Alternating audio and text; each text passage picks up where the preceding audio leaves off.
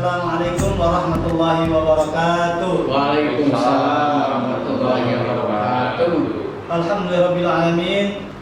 Wassalatu wassalamu ala nabiyyina Muhammadin wa ala alihi wa sahbihi ajma'in. Amma ba'du.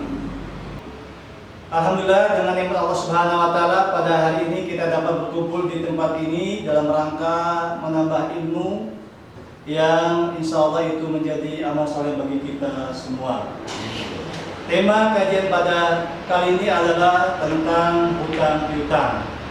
Karena ini merupakan persoalan yang sangat penting yang harus kita selesaikan apabila kita memiliki sangkut paut hutang piutang. Jamaah yang Allah Subhanahu wa taala, Allah Subhanahu wa taala berfirman dalam surah Al-Baqarah ayat 82 yang berbunyi, ya ayyuhalladzina amanu idza tadayantum bidain ila ajalin musamman faktubu. Al-ayat yang artinya, wahai orang-orang yang beriman, apabila kalian melakukan utang piutang untuk waktu yang ditentukan, hendaklah kalian menuliskannya. Surah Al-Baqarah ayat 282. Jadi kalau kita berhutang, jangan lupa dicatat, karena ini merupakan perintah Allah Subhanahu wa taala agar kita dapat terus mengingatnya. Kita boleh berhutang, tapi jangan pernah meremehkan soal hutang piutang, karena itu urusannya nanti akan terbawa sampai hari kiamat. Paham? Paham, Ustaz. Banyak sekali ayat Al-Quran dan hadis yang menjelaskan tentang adab dalam hutang piutang. Di antaranya hadis Nabi SAW bersabda, siapa saja yang berutang sedang ia tidak berniat melunasi utangnya, maka ia akan bertemu Allah sebagai seorang pencuri. Hadis riwayat Ibnu Majah. Dalam hadis yang lain, Nabi SAW bersabda, barang siapa mati dan masih berutang 1 dinar atau 1 dirham, maka utang tersebut akan dilunasi dengan diambil amal kebaikannya, karena di sana di akhirat tidak ada lagi dinar dan dirham. Jadi kalau ada orang berhutang di dunia dan belum sempat dibayar sampai hari kiamat, maka dibayar nanti di hari kiamat dengan kebaikannya. Kalau dia punya kebaikan, maka diambil kebaikannya dan dilimpahkan kepada orang yang dia berhutang kepadanya, atau kepada si pemberi hutangnya, atau kepada krediturnya.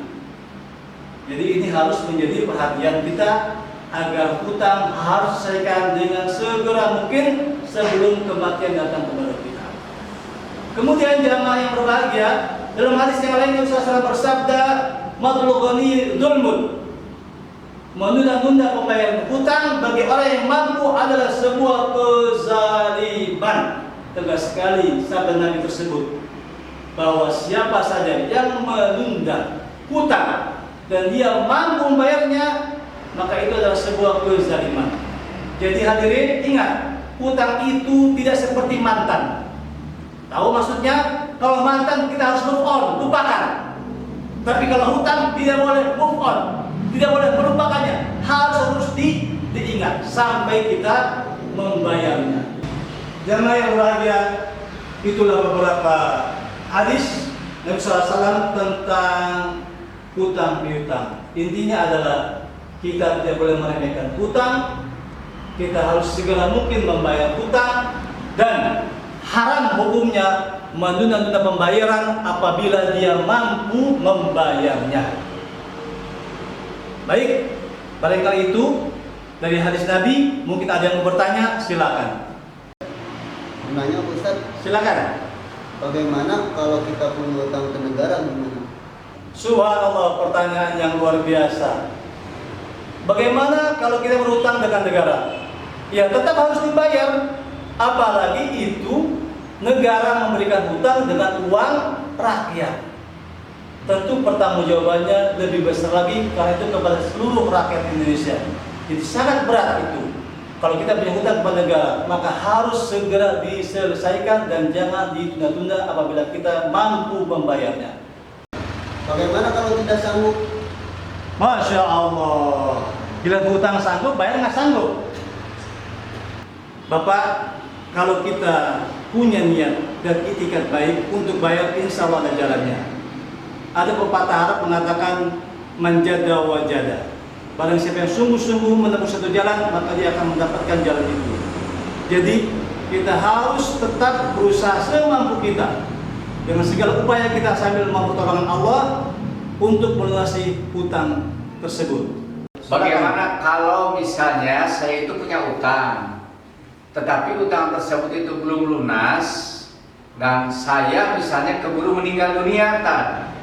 Itu gimana, Tan?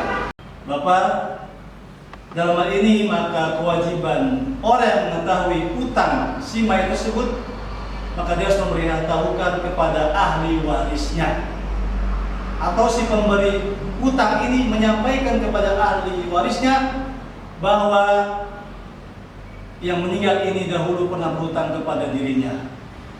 Karena sekali lagi, siapa yang masih berhutang sampai hari kiamat belum dibayar, maka akan dibalas dengan diambil kebaikannya.